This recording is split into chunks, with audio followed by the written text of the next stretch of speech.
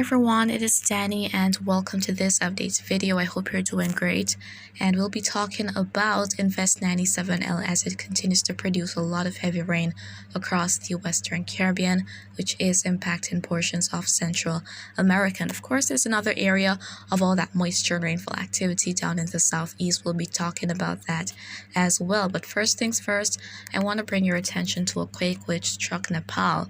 This quake was estimated to be of magnitude 5.6, and as of when I'm recording this video, unfortunately there were more than 100 fatalities. So this is a very unfortunate situation for the people of Nepal, and the main damage in a quake like this, the main cause of fatalities is really that poor structural integrity of the buildings there.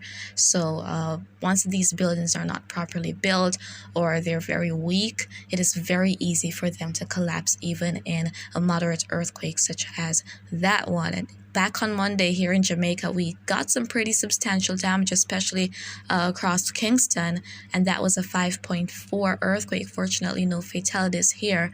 However, a lot of buildings have become vulnerable. So should there be another quake of similar magnitude here in Jamaica, that could cause multiple buildings to actually collapse.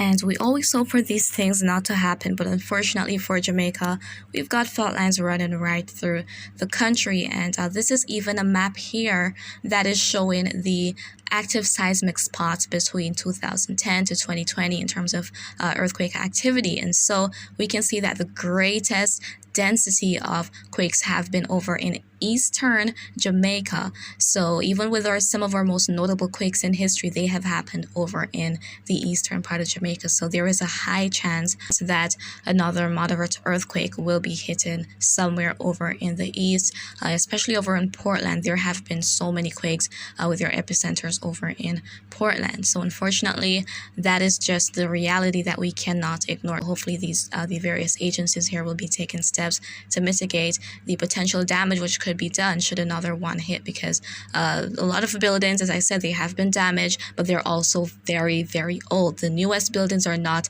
that easily damaged by those moderate earthquakes. The newest buildings are designed to withstand those moderate earthquakes. But going back to Nepal, my thoughts and prayers are with the people right now who have been dealing with the devastation caused by this quake. Now let's go ahead and take a look at what is happening across the Caribbean, and here we can see that there is Invest 97L producing a lot of activity which is impacting Central America, coupled with all that prefrontal activity, all those showers and thunderstorms which have been affecting Central America. And so the disturbance is going to be moving in. That broad low pressure area associated with it is going to be moving in later today, but this rainfall activity is going to be continuing for some time here, and even down in the southeast as well, going to the Windward Islands, including Trinidad, Tobago, Barbados. We're seeing that there is some moisture within the area, so there has been some rainfall within these spots. And even near the ABC Islands, some thunderstorm activity earlier, but across most other areas in the Caribbean, we're not seeing where anything too crazy is going on right now. Maybe some rainfall activity for some spots in the northern Bahamas.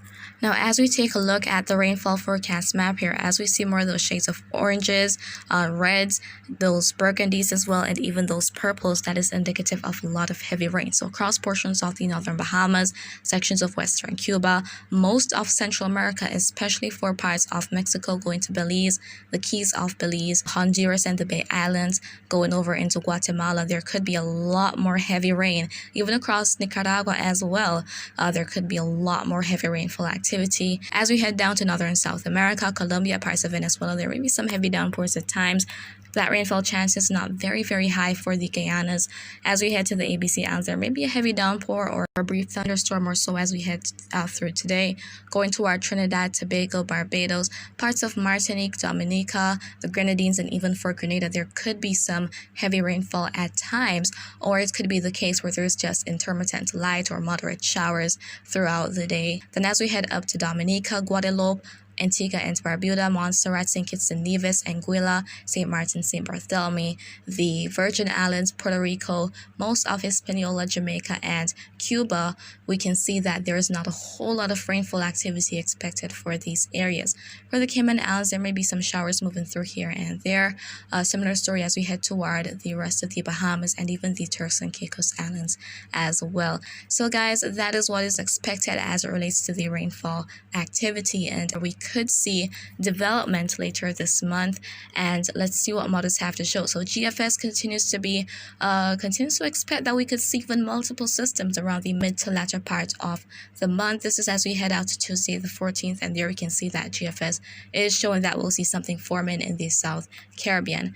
As we head toward Euro is showing an increase in moisture as well as that low pressure area forming. And then as we head towards the Canadian model, we're also seeing that a low pressure area is expected to form with an increase in all that rainfall activity, all that moisture in the Southwest Caribbean. So we'll have to wait and see, but the big determinant of whether or not we'll see development is how conducive conditions are out there. So if we're talking about a favorable environment, we know that the waters are very warm, but if that shear, those upper level winds are conducive and there's all that available moisture, then we're more likely to see something try to form. And I mean, that is typically where to look for tropical cyclones during the month of November. So we'll definitely have to keep our eyes on the Caribbean. Here we currently have one system, and even if it does not develop, even if something actually forms, that low pressure forms, we have a disturbance, but it is not expected to develop, or it doesn't seem as though it will develop. It could be a scenario like what we're seeing with 97L. It is producing a lot of heavy rainfall. Some areas are experiencing flooding as a result of that heavy rainfall. So it does not take a tropical cyclone to result in these dangerous conditions across some areas, and even mudslides as well. So that is also a pretty good potential, especially for those hilly areas. We'll definitely have to keep our eyes on the southwestern part of the basin, guys. But as usual, I'm here to keep you posted on what is happening. And just a reminder, of course, the last two names on the list for this hurricane season are Vince and Whitney. And we've seen systems develop very, very quickly, even though they may not last very long. They could just be brief cyclones out there. So we'll have to keep our eyes on the tropics, and it is not over until it is over. So again, there was that 5.6 magnitude quake which struck Nepal. Many persons have lost their lives and their possessions, and also there is Invest 97L producing a lot of heavy rainfall across Central America, and we may see something else try to form as we head further into this month. And I'll keep you guys posted on all that is happening and all that is expected. So that is pretty much it for now, and I hope you found this video to be quite informative. But if you have any questions, please do leave them in the comments. I'll respond to you when I can, and remember to always be weatherwise.